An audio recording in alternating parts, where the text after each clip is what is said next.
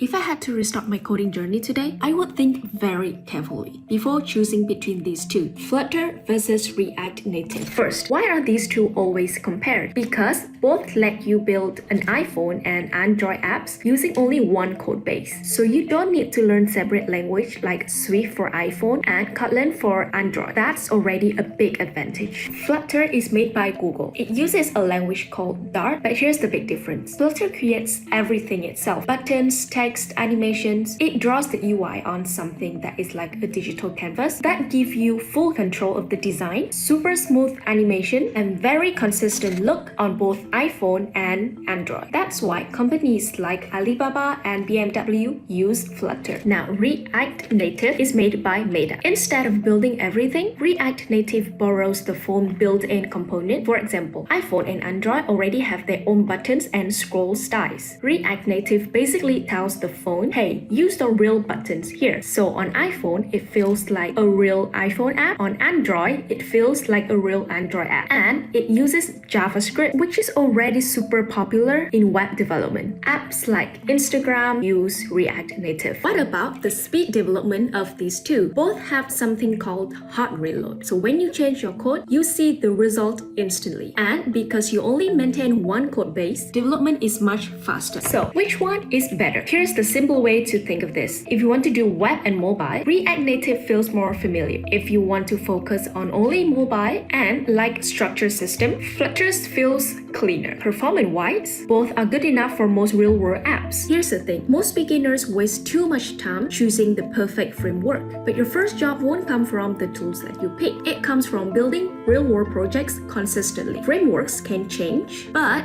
your fundamentals stay.